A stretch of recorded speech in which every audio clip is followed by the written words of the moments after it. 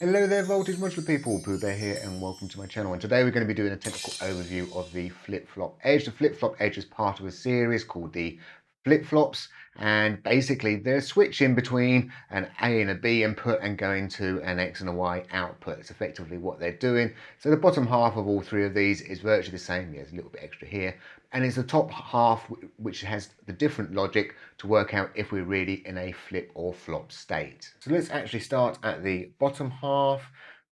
Quite straightforward. We have an A and a B, which is coming in, and then you actually do your switching. As you can see, the switch can be an X, an X, a Y, or a Y. So you've got four switches the same, which then go out to an X or a Y.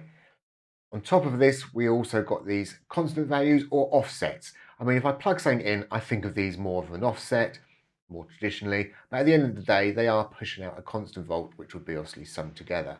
Above that, you can either have a random function coming down in here, and in this one particular here is your input. You can also add into your chain as well, depending where you're wishing to send it out.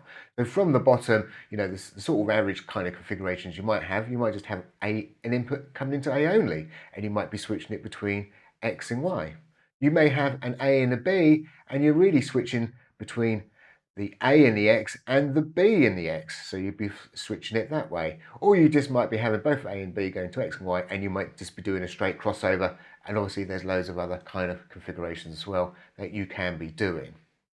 We have a couple of other little options at the bottom called hold and zero, and that's to do with the output signal. So if I was, say, flipping from the X over to the Y, well, what am I going to output of X? Because obviously I've moved away. So I can either drop it to a 0 volts, or I can actually hold the last value I sent out. So it's a bit like a sample and hold, so it just, or a track and hold, I suppose, effectively.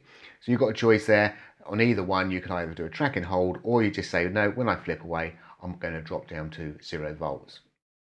So what actually decides if we're in a flip or a flop mode? In this particular case, today's logic is actually on the edge. So are we looking for a signal which is actually going up or a signal that is coming down? It doesn't matter where that signal is at the moment, depending on your threshold, but at the moment, where this is actually set to a -5, and this is obviously set to a +5. In fact, maybe I should get that updated, because really it's looking for any voltage. So it doesn't matter if you had -10 volt and you're rising up, it will actually capture that. And the same goes with this one here for the reverse. So capturing things like an LFO or an envelope are quite good, because obviously you can work out which sort of stages they're in. I actually find you can do other things as well, like even capture, say, your keyboard input. So you could do something as you're going up the scales, and as you play down the scales, you could get it to do something else as well. Now we can also change the threshold, and that's actually going to change the way, obviously, we're going to flip and flop between the actual signals themselves. So in this example, I've got myself a simple sine wave actually coming in. I'm also adding that to the signal flow. So obviously I've got B going to X, and I've also got B then going to Y, depending on the flip and the flop state. And as you can see, I then take an X and Y here, and we've also got an X and Y here. I've overlaid it so you can sort of see what's really happening with the patterns. So effectively, obviously, the rising signal has been split off, as you'll expect, and the falling signal has been split off as well. And as I say, it's a good way of actually demonstrating that when we start to push this particular edge up, we're actually going to start bringing this line up on this particular one. And as you can see, we're starting to chop it, and you can start to see the shape which we're starting to be left with between the two sort of signal flows. So if I was to push this more likely up to around about 0, we're obviously going to get about a quarter. So there we go. So we've got ourselves a quarter of a sine wave, and there's the rest of the sine wave go up and down, and you can obviously see it here of what you can do. And obviously you can push this up higher and higher and higher as well, and get yourself some very interesting shapes out of this. Now, obviously, if I was to set both my rising and my falling to, say, the same value, let's say I have set them to both to, say, to 0, then obviously I've effectively turned this into really what the FlipFlop switcher is doing itself. So with the FlipFlop switcher, admittedly, it works from random as normal. So if I was to take out this cable, you'd see we've got this weight, and there's actually a random process working out if we're doing a flip and a flop, and you just adjust your weight. But as soon as you plug something in, it actually turns into what I think of as like a seesaw, and you're actually moving your point on your seesaw of how you're going to be tipping.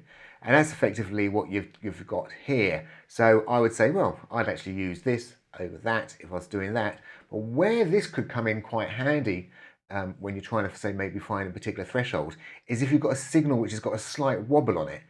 If you've got a slight wobble and you've got yourself a fixed threshold, it's going to flip and flop above and, as it's around that threshold, it's going to be flipping backwards and forwards between it really rapidly. Whereas obviously if you was to slightly, say, push this one slightly higher and this one slightly lower, then it means the signal's got to come down that little bit more to activate this one, and hopefully if the wobble's below, it's going to be below your raising the threshold, so it won't be flipping flopping absolutely madly until it goes back up, and then obviously that one's activated. So you're trying to smooth, effectively, I suppose you're smoothing that signal out. So you can either smooth it out a bit, but obviously the problem with smoothing signals out is you can smooth it out too much.